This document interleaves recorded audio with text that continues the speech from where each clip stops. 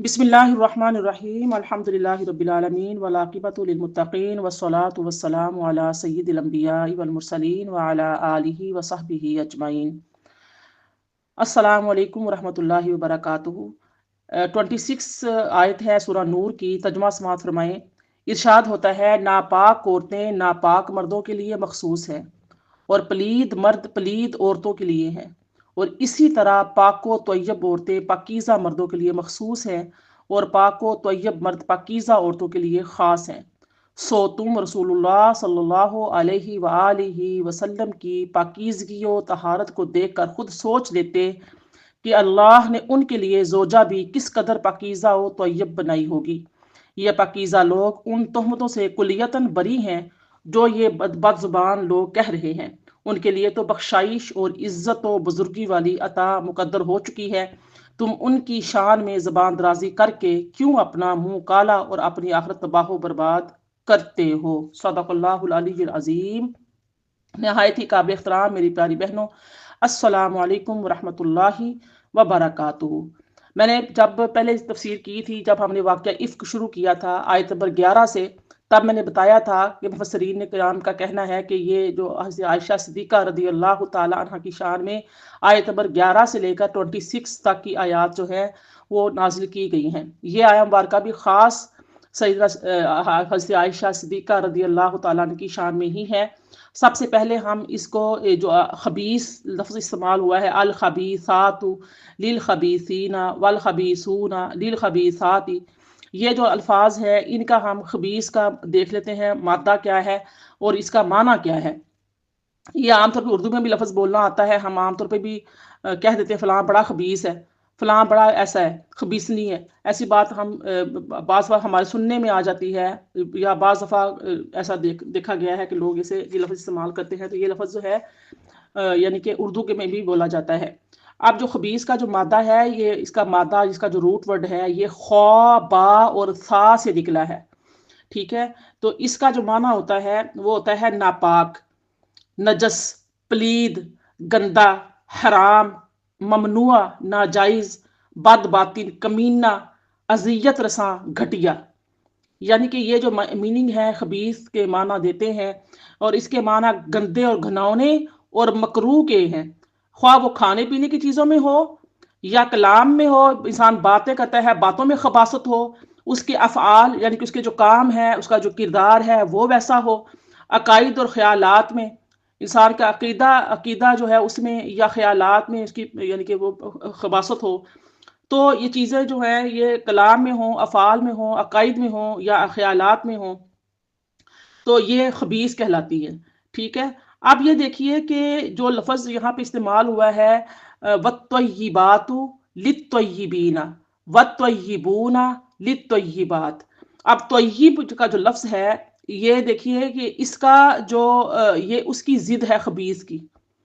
खबीस की जो ज़िद है वो है तोय्यब। अल्लाह पाक ने यानी कि खबीस की जगह पे लफ्ज़ जो इस्तेमाल फरमाया है वो तोय्यब का इस्तेमाल फरमाया है। तो ये तय्यब की ज़िद है, यानी इसका माना होता है नापसंदीदा, नागवार, ख़राब, धोखा देने वाला, यानी कि जो इसकी जो ज़िद होती है। तो कुरान पे पाक में फ़ोहशकार औरतें जो होती हैं या फ़ोहशकार जो मर्द होते हैं, उनके लिए जो लफ्ज़ आया है वो क्या आया है, खबीस, अल खबीसातु और लिल खबीसीना का आया है।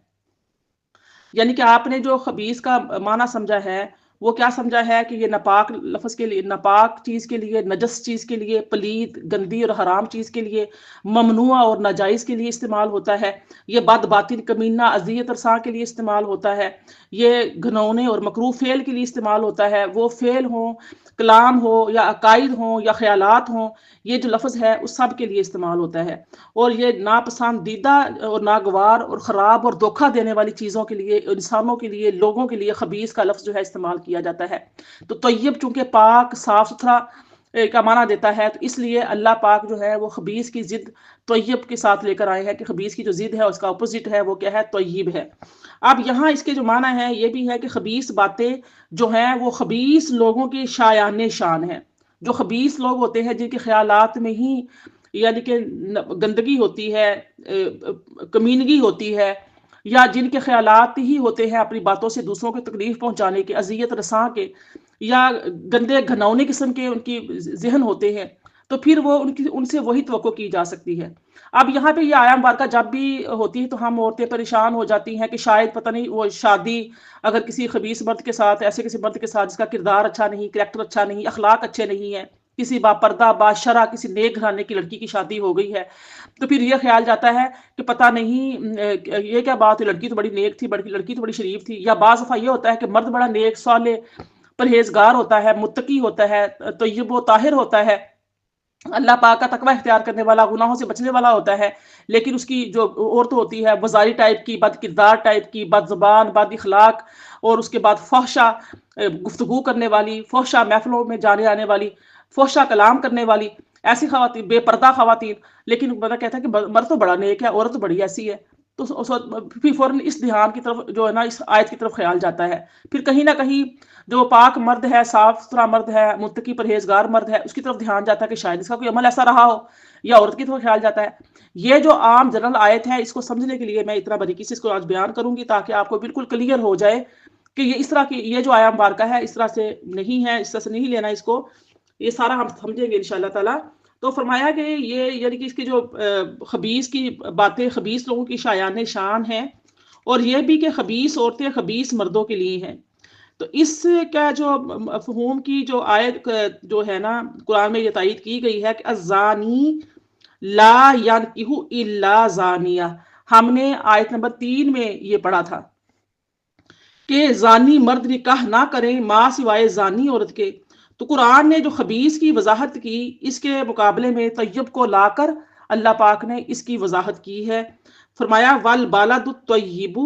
یخرج نباتہ باذن ربہ والذی خبث لا یخرج الا نکدا، یعنی کہ طیب زمین سے اللہ کے قانون کے مطابق عمدہ فصل پیدا ہوتی ہے، لیکن زمین خبیث ہو، یعنی کہ زمین بنجر ہو اور خبیث ہو، تو اس میں کیا ہوتا ہے، اس پر محنت بھی زیادہ کرنی پڑتی ہے اور فصل بھی ناقص پیدا ہوتی ہے۔ جن کے خیالات ہی پرگندہ ہوں، جن کے خیالات ہی گھٹیا ہوں، ناپاک ہوں، تربیت ہی بچپن سے ایسی ہوئی ہو، ماحول ہی ایسا ملا ہوا ہو، تربیت پہ خاص توجہ ہی نہ دی گئی ہو، اس کے اخلاقیات ہی ایسے ہوں، تو پھر کیا ہوتا ہے کہ ویسے ہی پھر جتنا مرضی وہ کسی اچھی محفل میں بیٹھ جائے کر لے، آ جا کے جو غالب چیز رہتی ہے وہ اس کے گھر کی جو تربیت اور جو ماحول جو اس کو بچپن سے ماں باپ کی گود سے ملا ہوا ہوتا ہے نا، تو وہی غالب آ جاتا ہے۔ لاکھ انسان کسی کی اچھی تربیت کرنے کی کوشش کرے، لاکھ انسان کسی کو قرآن و حدیث سنانے کی کوشش کرے، لاکھ انسان کسی اچھی محفل میں بیٹھنے کی کوشش کرے، وقتی طور پر تبدیلی آتی ہے، وقتی طور پر وہ کوشش کرتا ہے، لیکن جب غصے کی حالت میں آتا ہے یا کوئی تھوڑی پریشانی آتی ہے، کچھ ایسا ہوتا ہے، تو پھر فوراً وہ اپنا آپ دکھا دیتا ہے کہ وہ کس خاندان سے ہے اور اس کی تربیت کیسی ہے۔ تو یہ چیزیں جو ہیں اللہ تعالیٰ نے اس کو اس طریقے سے بیان فرمایا ہے کہ جیسے مثال میں نے آپ کے سامنے دی، قرآن پاک کی آیت سے ہی میں نے دی کہ طیب جو زمین ہوتی ہے اس سے اللہ کے قانون کے مطابق جو عمدہ فصل نکلتی پیدا ہوتی ہے، لیکن جب زمین بنجر ہو، خبیث ہو، تو اس پر محنت بھی زیادہ کرنی پڑتی ہے، تو اور فصل بھی ناقص پیدا ہوتی ہے۔ تو اسی بنا پر قرآن میں ہے کہ اے رسول صلی اللہ علیہ وسلم کہہ دو کہ خبیث اور طیب جو ہیں وہ برابر نہیں ہو سکتے، خواہ تمہیں تعجب ہو کہ یہ خبیث کیسے اکثریت میں پھیلتا ہے۔ تو اصل میں جو طیب ہے، طیب اسے کہا جاتا ہے جس سے انسان کی حواس بھی لذت یاب ہوں۔ کسی کے پاس آپ بیٹھے،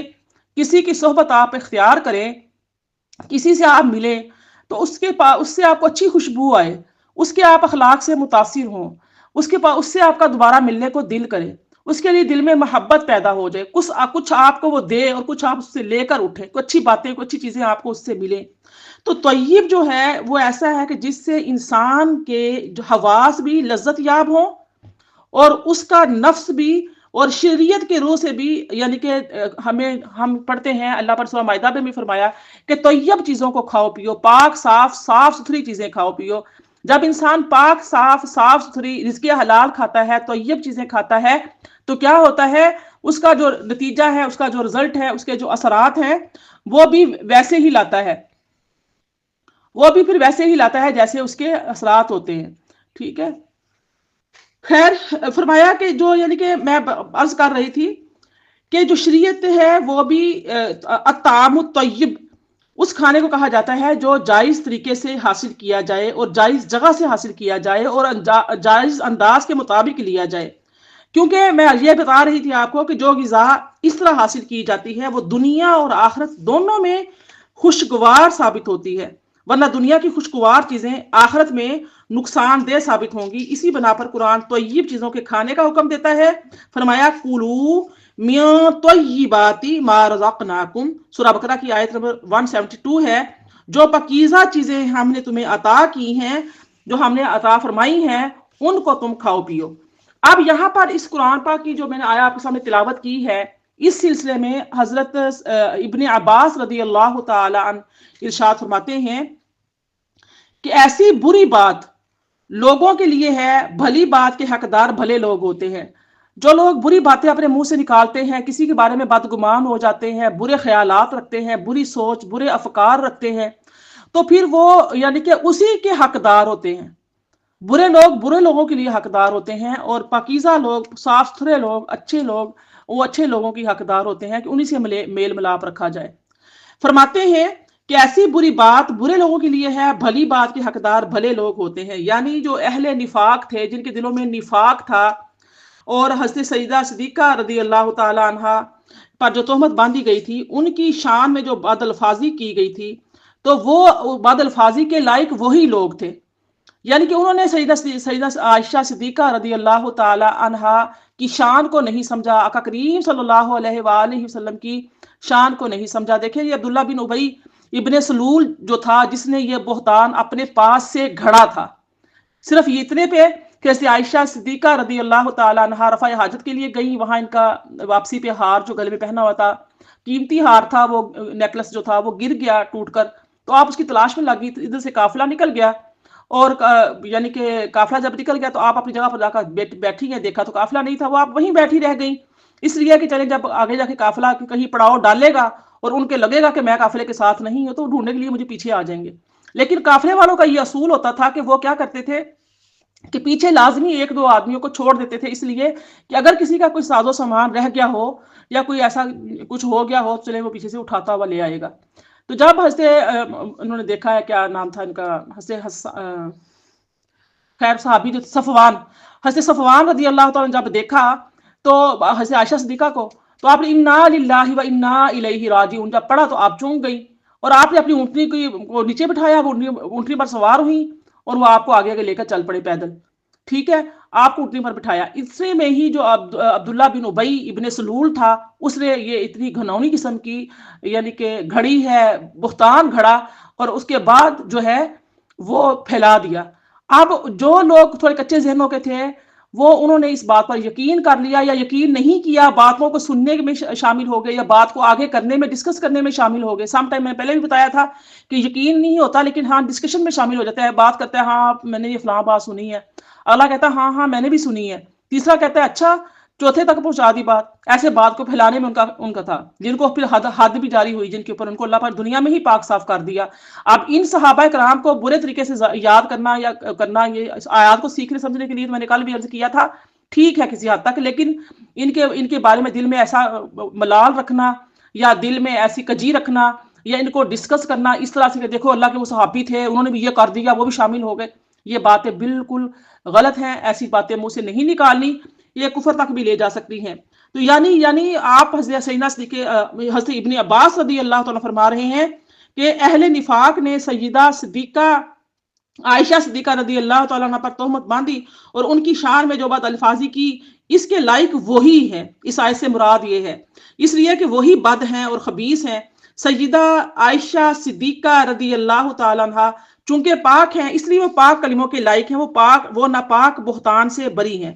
تو یہ آیا مبارکہ بھی مفسرین کرام فرماتے ہیں کہ ام المومنین سیدہ عائشہ صدیقہ طیبہ و طاہرہ رضی اللہ تعالیٰ عنہ کے بارے میں نازل ہوئی ہے.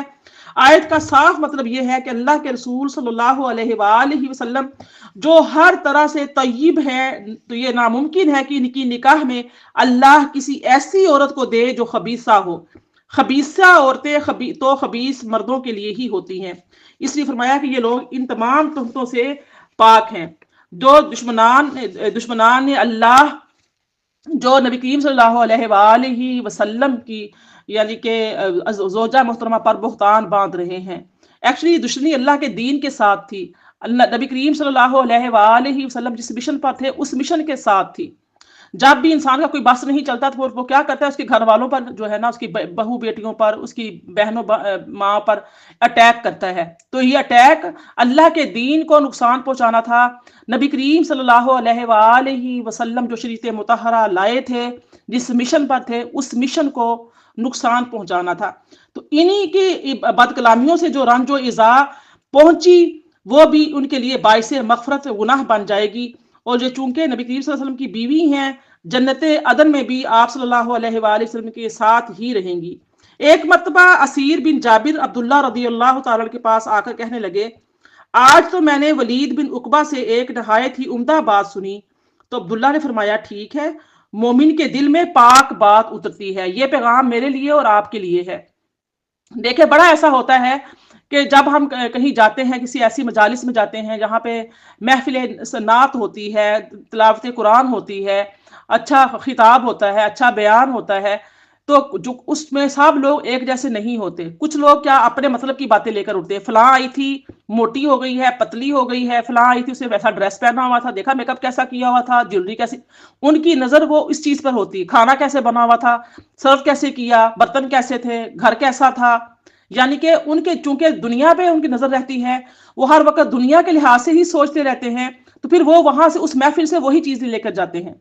और जो अल्लाह रसूल के चाहने वाले होते हैं, जो खास अपनी इस्लाह के लिए आते हैं, हसूल सवाब की नीयत के लिए आते हैं, अल्लाह पाक का कुर्ब हासिल करने के लिए आते हैं, तो वो फिर वहां से क्या लेकर उठते हैं, अल्लाह रसूल का पैगाम लेकर ही उठते हैं। ये फलां आयत तिलावत की गई, उस आयत का मफहूम ये बयान किया गया, उसको इस हदीस की रोशनी में हमने देखा, आका की की हदीस मुबारक ये थी, महफिल में बड़ा मजा आया, अच्छा लगा, दुरूद सलाम पढ़ा, मिलकर बैठे, हाल हवा से आगाही हुई। अब तैयब जहन जो होते हैं, जो पाक साफ सुथरे जहन जो होते हैं, वो अच्छी बातें लेकर जाते हैं। जो परागंदा जहन होते हैं, इल्ला माशाअल्लाह, वो वहां से अच्छी बातों को हासिल नहीं करते, क्योंकि वो सारा दिन उनकी आदत या खानदानी तरबियत बचपन से वालिदैन की होती है, चमगोइयां करना,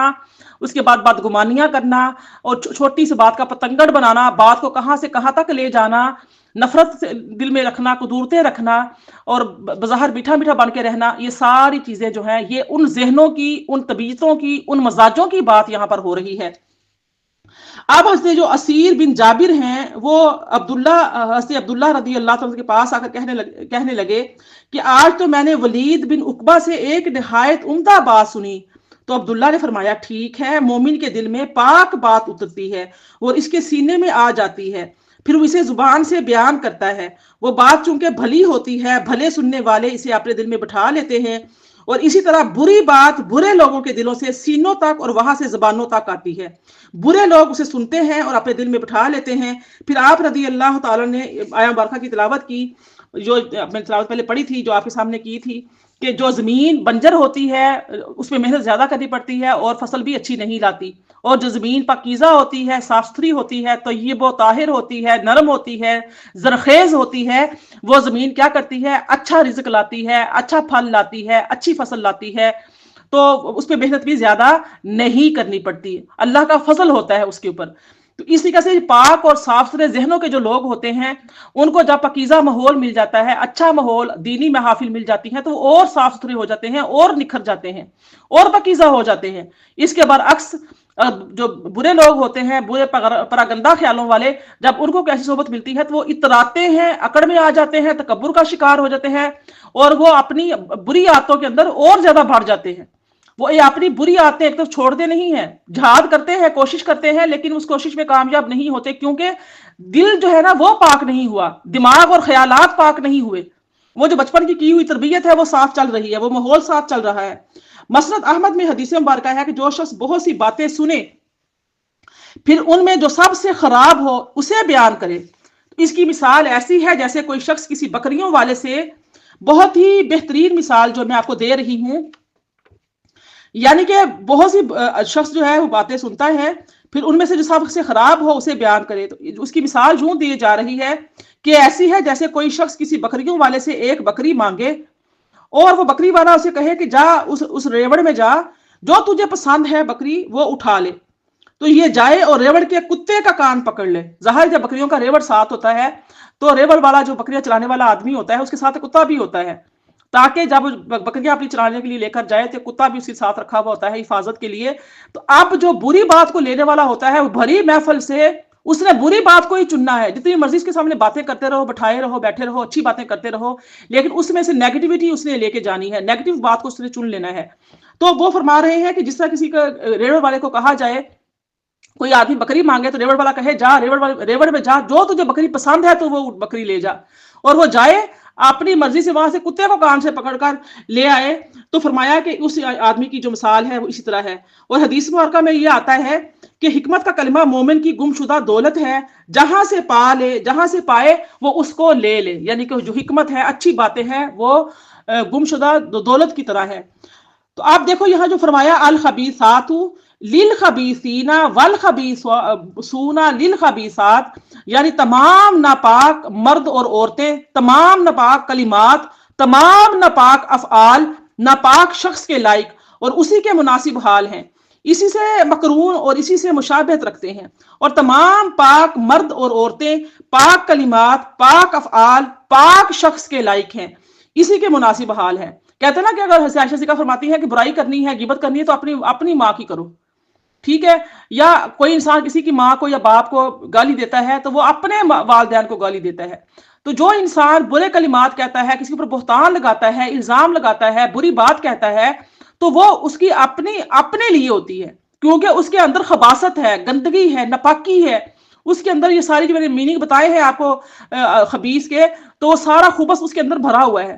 تو وہ اندر سے وہی نکال لے گا. آپ جہاں جاؤ گے وہاں پہ جو چیز آپ کو لینے جاؤ گے، جو ریکوائرڈ ہوگی آپ کو وہی ملے گی. تو جیسے لوگوں کی صحبت آپ اختیار کرو گے، جیسے لوگوں کے پاس آپ کو اٹھنا بیٹھنا ہوگا، تو پھر آپ کو وہ وہیں سے ملے گا. تو تمام جو پاک کلمات ہوتے ہیں، پاک افعال ہوتے ہیں، پاک شخص کے لائق ہوتے ہیں، تو اسی کے مناسب حال ہے، اسی سے مقرون اور اسی سے مشابہت رکھتے ہیں. تو یہ عام اصول ہے، دیکھیے کہ اس سے کوئی چیز باہر نہیں آ سکتی. اس کا سب سے بڑا اور اہم اطلاق ہوتا ہے وہ انبیاء کرام پر ہوتا ہے. انبیاء کرام علیہ السلام خاص طور پر اولو العزم انبیاء اور رسول علیہ السلام ہے، اور ان میں بھی خاص طور پر سید الانبیاء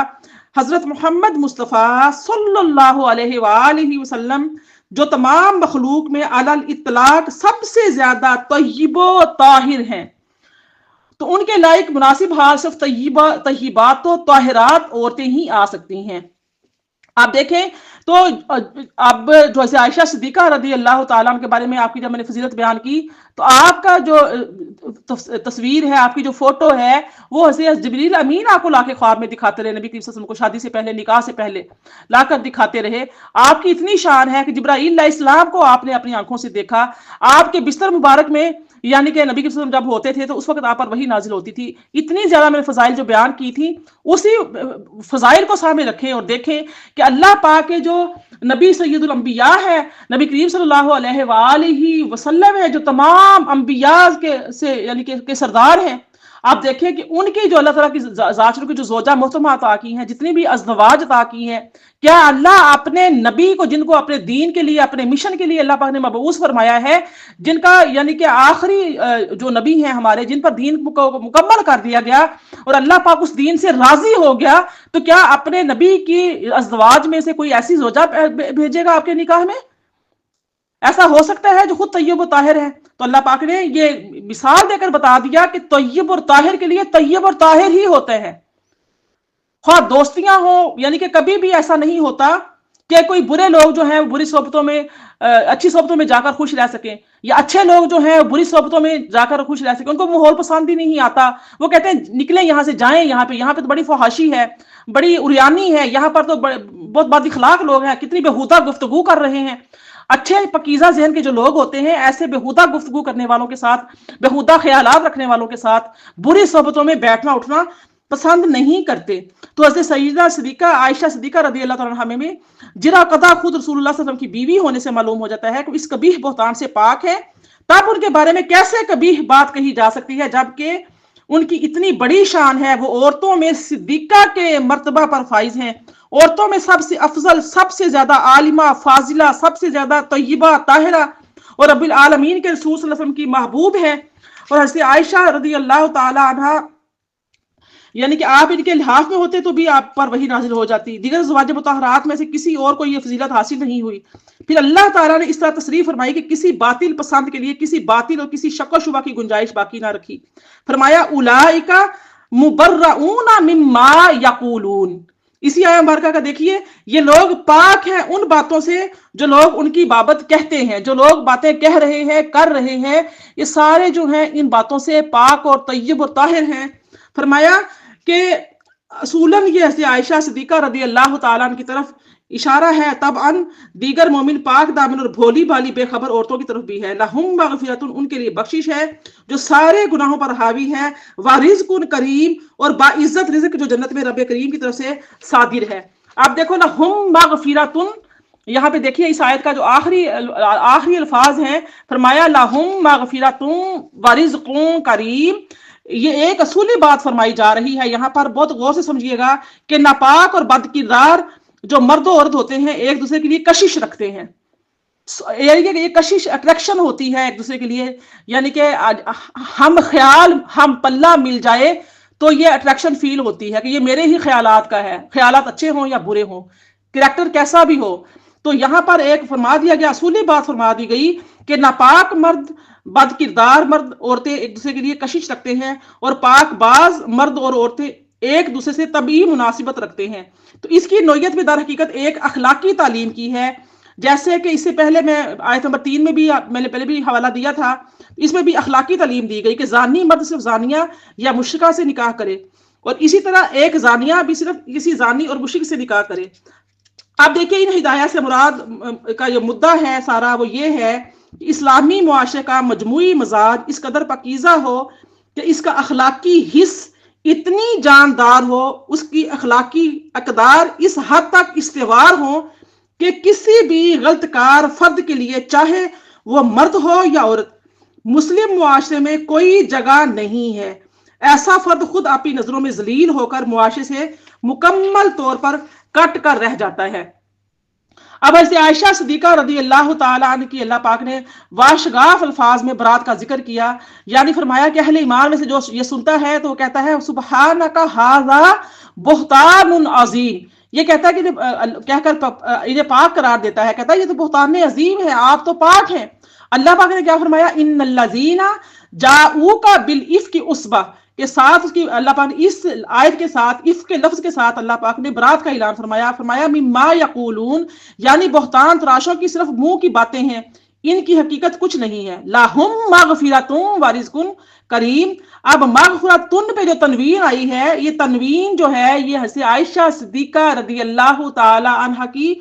تعظیم کی وجہ سے آئی ہے، جس کا معنی ہوتا ہے کہ ان کے لیے بڑی بخشش کا ترجمہ اس کا کیا گیا ہے کہ بڑی بخشش ہے، بہت بڑی بخشش ہے، یعنی خبیث لوگوں کے برا کہنے سے وہ برے نہیں ہو جاتے، بلکہ ان کی تہمتوں کی وجہ سے انہیں جو رنج پہنچتا ہے اور وہ اس پر صبر کرتے ہیں، تو یہ چیز ان کی خطاؤں اور لغزشوں کی بخشش کا ذریعہ بنتی ہے، اور جو مفسد لوگ ہوتے ہیں جس قدر انہیں ذلیل کرنا چاہتے ہیں اسی قدر انہیں عزت کی روزی ملتی ہے۔ تو اس میں رسول اللہ صلی اللہ علیہ وآلہ وسلم، حضرت عائشہ، ان کے والدین اور حضرت صفوان رضی اللہ تعالیٰ عنہ سب کے لیے جنت کی بشارت ہے، جو حقیقی طور پر رزق کریم ہے، کیونکہ اس بہتان سے ان سب کی عزت و آبرو پر حملہ ہوا اور سب کو نہایت جو ہے وہ کیا ہوا، رنج پہنچا، تکلیف پہنچی، اور اخروی رزق کا جو معنی ہوتا ہے وہ ہوتا ہے نصیب، جو نصیبے میں آ جاتا ہے، اور کبھی اس چیز کو بھی رزق کہا جاتا ہے جو پیٹ میں پہنچ کر غذا بن جاتا ہے۔ انسان اللہ پاک کو ذات کو جو چیز عطا کرتی ہے وہ اس کا رزق ہوتی ہے، کسی کو علم عطا کیا تو علم اس کا رزق ہے، کسی کو اللہ پاک نے حسن عطا کیا تو وہ حسن اس کا رزق ہے، کسی کو اللہ پاک نے عزت اور شہرت عطا کی تو عزت اور شہرت اس کا حسن ہے، اس کا علم ہے۔ اس طریقے سے اللہ پاک نے جس انسان کو جو نعمت مال اولاد عطا کی ہے، ظاہر اس کے پاس اولاد ہے، بیٹیاں بھی ہیں، بیٹے بھی ہیں، مال نہیں ہے، تو وہ اولاد اس کا رزق ہے۔ مال، روپیہ پیسہ بینک بیلنس کچھ نہیں ہے، اللہ پاک نے اس کو تقوی دیا ہے، پرہیزگاری عطا کی ہے، علم و عمل میں اچھا بنایا ہے، علم اچھا عطا کیا ہے، عمل اچھا عطا کیا ہے، بظاہر وہ دیکھنے میں مال و دولت والا نہیں ہے، وہ علم و عمل، وہ تقوی، وہ پرہیزگاری، وہ یعنی کہ سب کچھ کیا ہے، وہ اس کا رزق ہے۔ تو یہاں پر جو اللہ پاک کی ذات نے جو صحابہ کرام کو اور عائشہ صدیقہ رضی اللہ تعالی عنہا کو جو تکلیف پہنچی تھی، یا عمومی طور پہ قاعدہ بیان کر دیا گیا میرے لیے اور آپ کے لیے، کہ اگر کوئی آپ کسی کی بہتان کی الزام کی زد میں آ جائیں تو کیا ہے کہ آپ کے گناہوں کا وہ کفارہ بن جائے گا. آپ صبر کریں، کیونکہ جو سامنے والا تھا اس کے دماغ میں جو خباثت تھی، جو گندگی تھی، اس نے وہ جیسا اس نے آپ کے بارے میں ویسا ہی سوچا،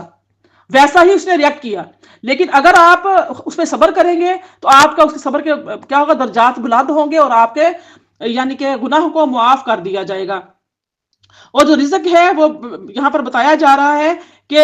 جو پیٹ میں پہنچ کر غذا بنتا ہے اسے بھی کہا جاتا ہے. اور بادشاہ نے فوج کو راشن دیا، یعنی کہ بعض وہ ہوتا ہے مجھے علم عطا کیا گیا. اللہ پاک فرماتا ہے قرآن پاک میں وَأَنفِقُوا مِمَّا رَزَقْنَاكُمْ مِن قَبْلِ أَن يَأْتِيَ أَحَدَكُمُ الْمَوْتُ، یعنی سورہ منافقون کی آیت 10 میں آتا ہے، یعنی جو کچھ مال و جاہ اور علم ہم نے تمہیں دے رکھا ہے اس میں سے تم صرف کرو. یعنی کہ اللہ پاک جو عزت دے، مال دے، علم دے،